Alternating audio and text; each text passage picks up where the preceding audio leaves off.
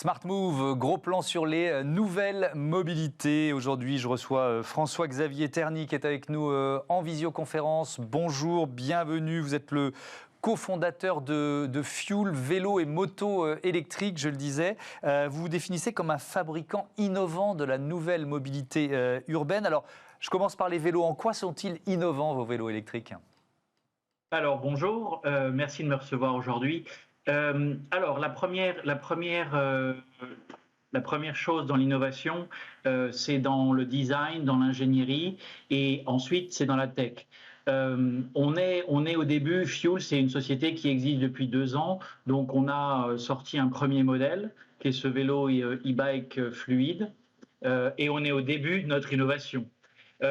Donc, le vélo qui est sur le marché actuellement est un vélo innovant dans le sens où ses specs, ses spécifications techniques, ses performances et surtout son rapport qualité-prix le place dans le haut du panier de ce que l'on trouve actuellement sur le marché pour répondre à des besoins de ce qu'on appelle en anglais du commuting, c'est-à-dire des déplacements qu'on pourra qualifier de plus professionnels que de loisirs, même si on le voit dans nos premières ventes, 40% de nos clients utilisent le fuel fluide dans des activités de loisirs ou non professionnelles pour aller sur des chemins ou se balader entre amis le week-end.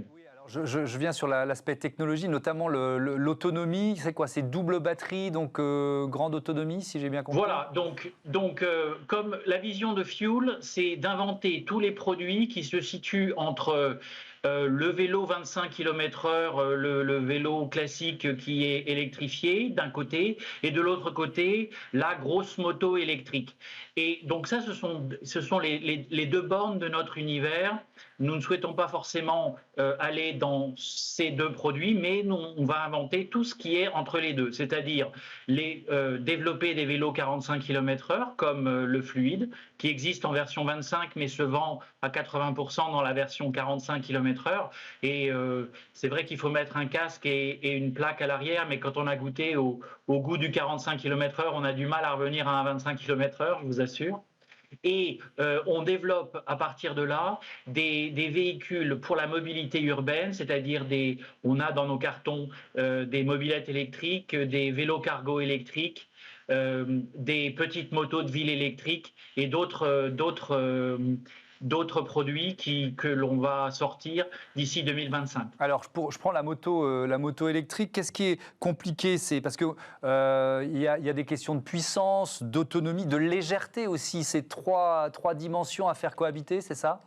Voilà, la moto électrique, c'est un exercice technique assez difficile parce que le poids des batteries, vous avez un rapport de 1 à 7 entre le poids d'un litre de pétrole et l'équivalent d'énergie dans des batteries. Ça pèse 7 fois plus lourd. Donc en fait, il faut trouver non seulement un équilibre, mais également une utilisation.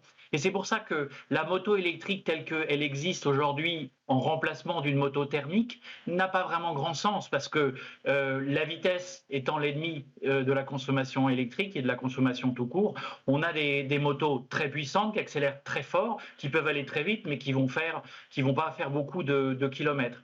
Notre moto électrique Flow, elle a été pensée comme une moto de ville, c'est-à-dire qu'elle est avec une architecture haute tension, on peut la charger en moins de 30 minutes et elle permet de faire entre 150 et 200 km en cycle urbain.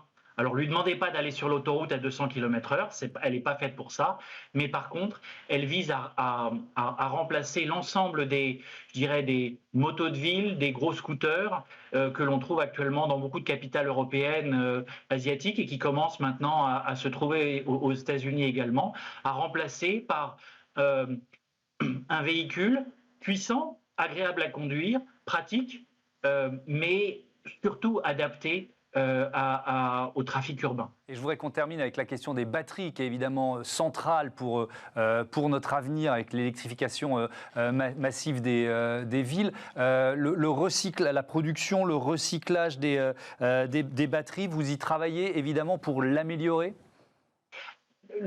on n'est pas fabricant de batteries. Tesla l'est, tous les autres acteurs ne le sont pas. Non, je crois que c'est jouer sur votre écosystème, vous pouvez influer sur ceux qui vous fournissent le matériel. En fait, la révolution de la mobilité électrique permet quelque chose de très intéressant, qui est que à la fois le moteur ou la chaîne de traction et les batteries sont des éléments interchangeables. C'est comme si sur une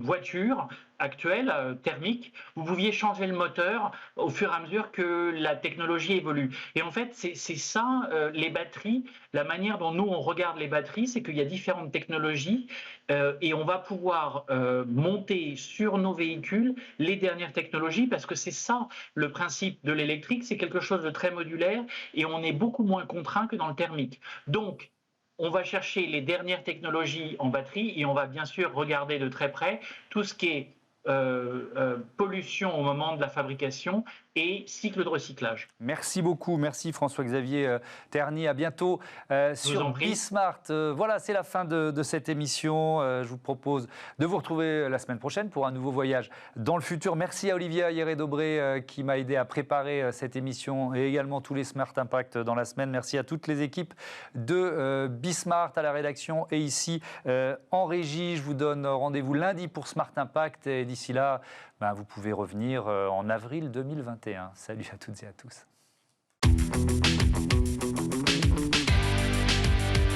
Ce programme vous a été présenté par SEAT.